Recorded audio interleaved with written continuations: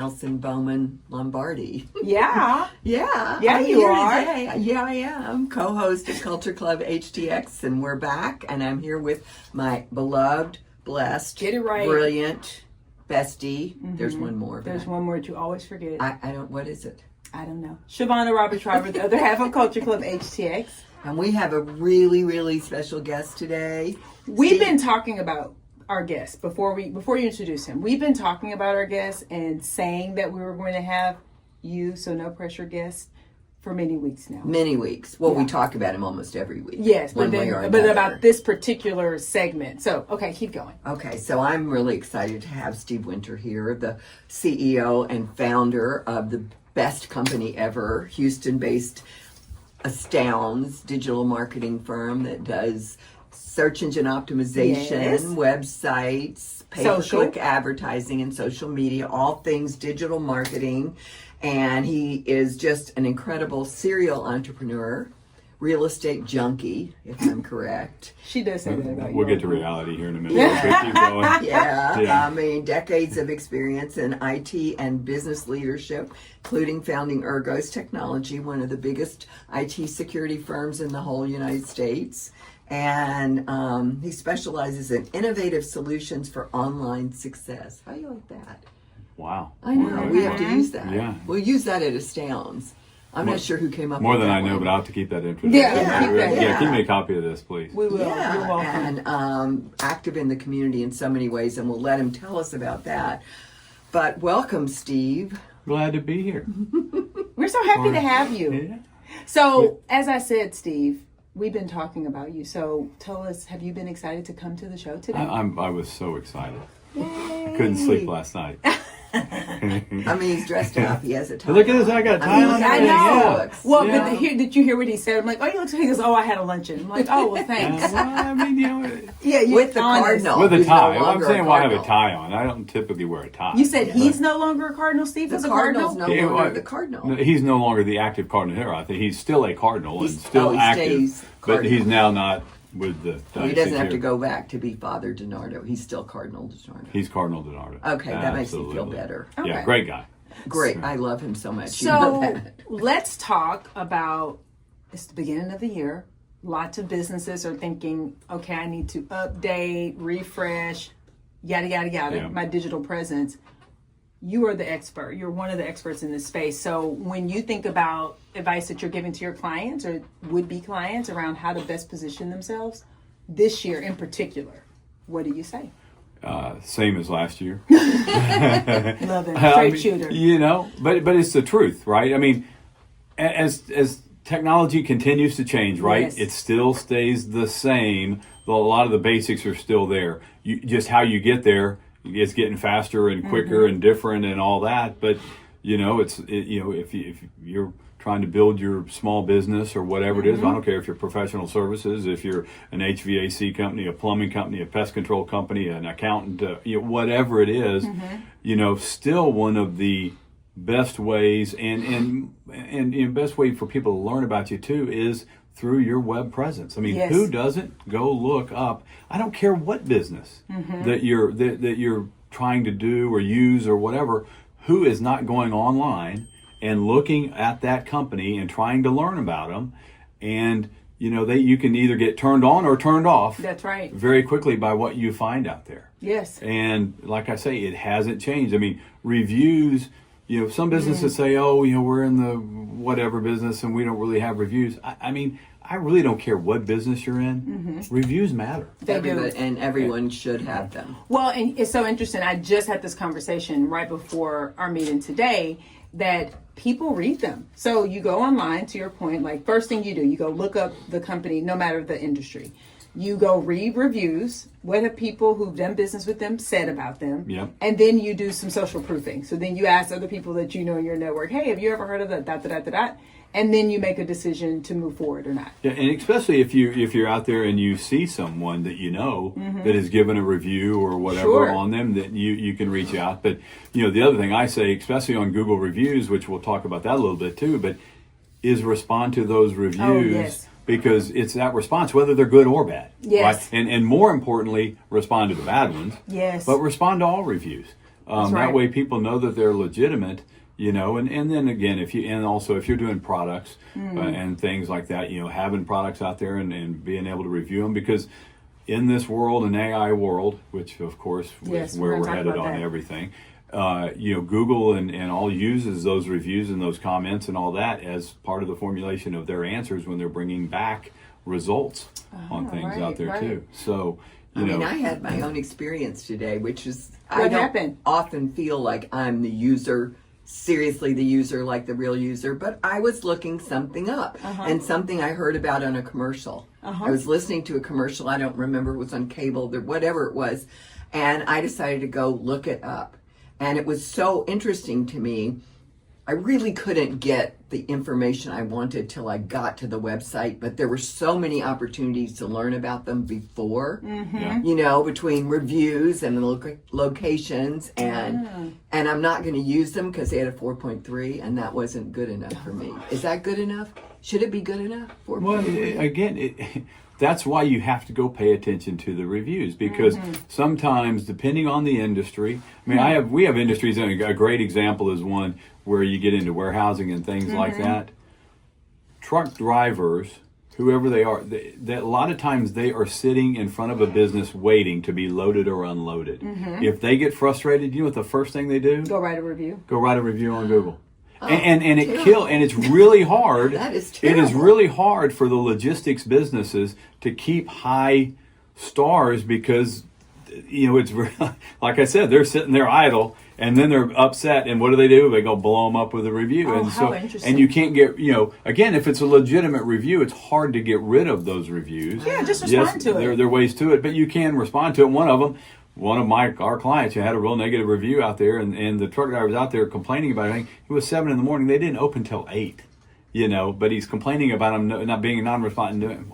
They're not open. Well, but even responding and saying that, you know, thank you so much, Jerry, for, you know, or Tim or whatever his name is. Right. But, you know, our business hours are from 8 to 5. You know, we look forward to, if you're ever here before hours, here's a number you can call, whatever, right? But just being responsive. Yeah. Well, and it happened here within the restaurant community or whatever. There was a group going around and blowing up some of the restaurants and trying to hold them hostage.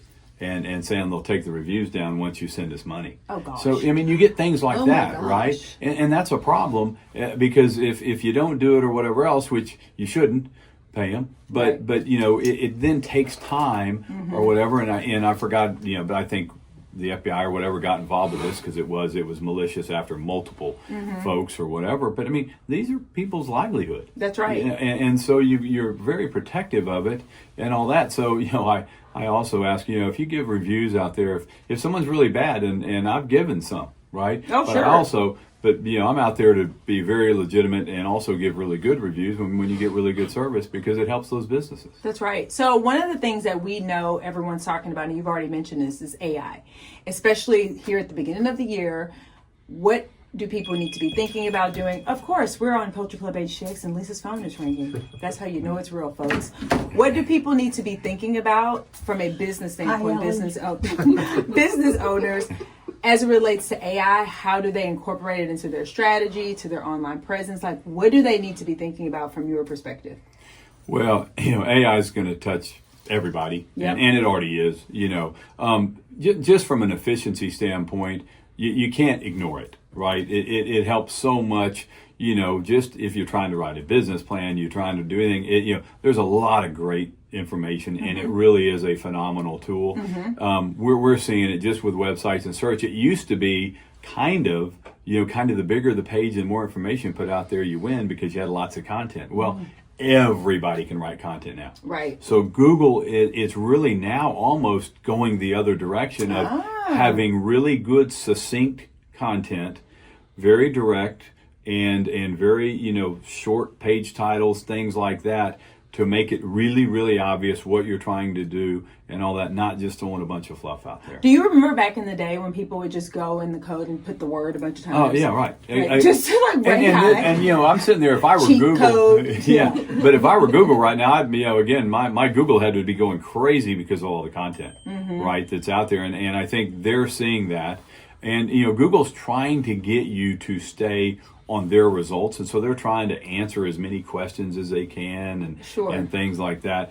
with the, but you know, you get, because a good example, we have a pest control client, and they were working with an SEO company, and they created all kinds of content, all kinds of blogs, all stuff about, you know, different things and bed bugs and all these different, and guess what? Their traffic went through the roof, but they still called us and said, we're not happy. And I went and looked at their results. I'm going, oh my God. I said, someone did something here, because they're getting a lot of traffic. Right. And they said, yeah, but it's all informational. So, you know, if we're doing work and we're in Dallas, Texas, and all that, I don't care if someone from Minnesota goes on my website about pest control, because I'm not going to service. There's no conversion. There's no Right. conversion. Yeah. And all that. So they weren't showing up locally for pest control Dallas or whatever. They were, how you know, interesting. but they were showing up for all this informational stuff, not transactional.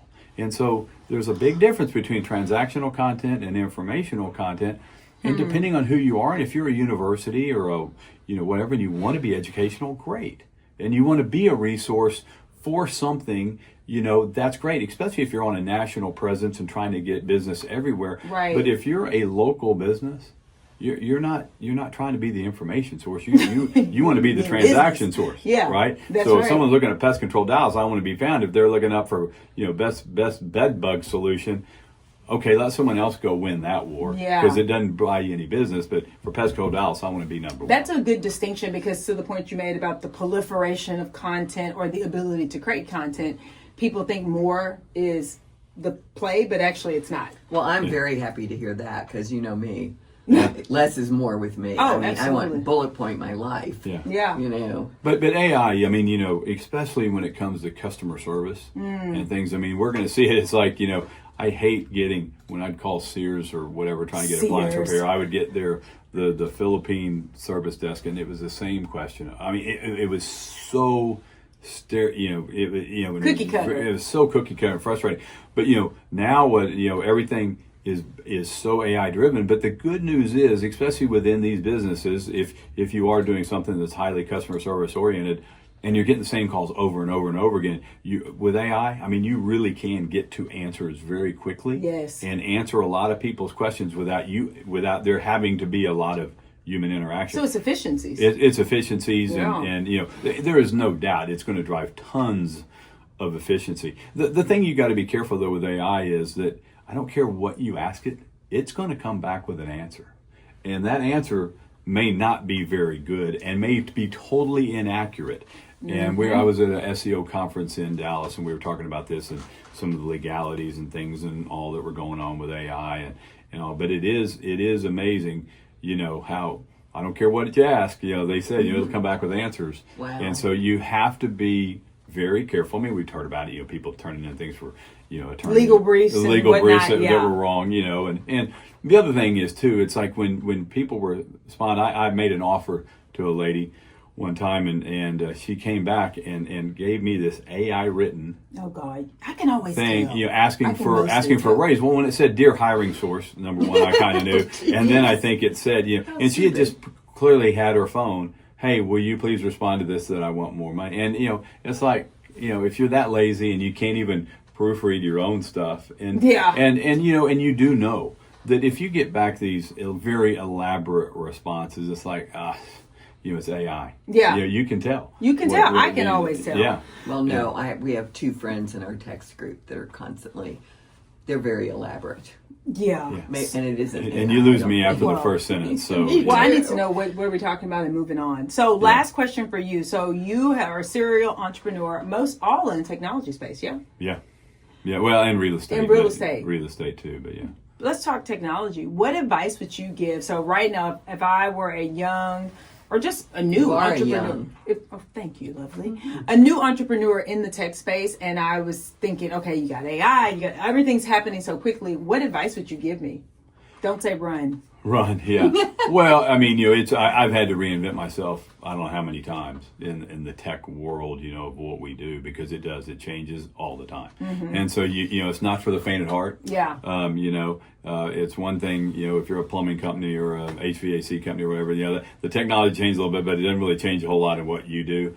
We're changing all the time, you know, and all. But in any business, you know, and I say this just in general too. I had one friend of mine. And he goes, man, I found this new tech and all this stuff. It's so cool or whatever else. I said, okay, great. But what, does it help your business? You know, because I say, look, if you can do it with a Big Chief tablet and number 2 pencil, then keep doing it if you're doing great, you know. But if technology helps you, then by all means use it. But, you know, I joke about it. I've been successful, but I'm not a billionaire, right? I'm not the, I swim, I swim in the stream, right? I kind of go with technology as it's going.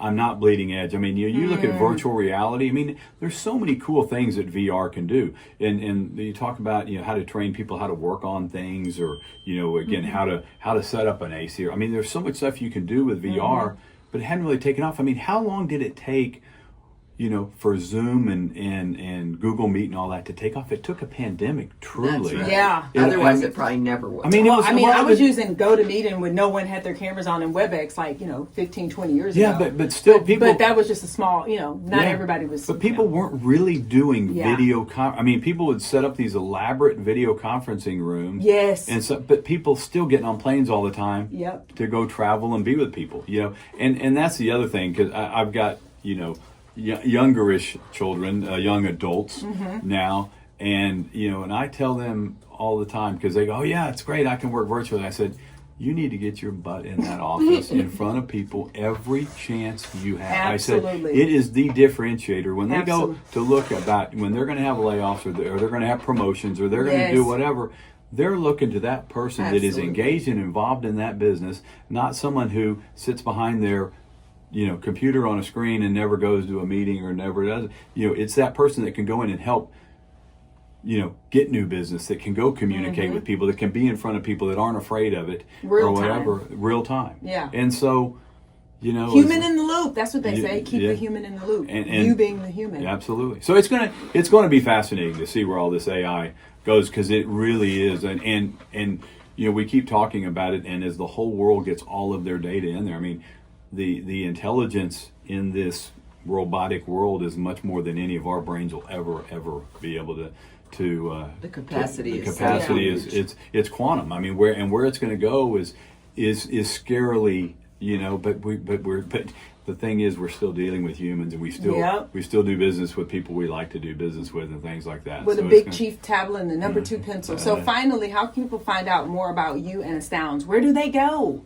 Just astounds.com with a Z, ASTOUND as in dog, Z as in zebra.com. And then can they call you? Can they say, hey, I want to talk to Steve? Absolutely. All my information's out there. Yeah. And he's Steve at Astounds. And super simple. Yeah, Steve at astounds.com. Again, I'm very much a simpleton. It's just like with emails, Steve at Astounds. I don't do a bunch of long things, whatever. Yeah. You know, try to keep it very simple. When naming the company, it had to be an early letter in the alphabet and one word, and the URL. The .com had to be available. Had to be available, 6 or 7 characters or less, first few letters of the alphabet. You know, and in our instance, which again is an SEO company, depending on what your business is, sometimes it's really good to have what you are in your name and all that. But we kept it nondescript, just depending, you know, gives you a lot of flexibility. We get to astound you every single That's right. day. And you know, then you had Lovely over here, the demographer, that says we get to astound you. Well, Steve, this has been astounding. Thank you so much. It's been great to have you. I want to say one more thing. Of course. I always get to say one more thing. With everything that he just said to you, the one thing that he left out, which is the thing he does better than anyone I know, is study and keep up with everything that's going on. I'm a good studier. Nothing new comes out that he isn't all over.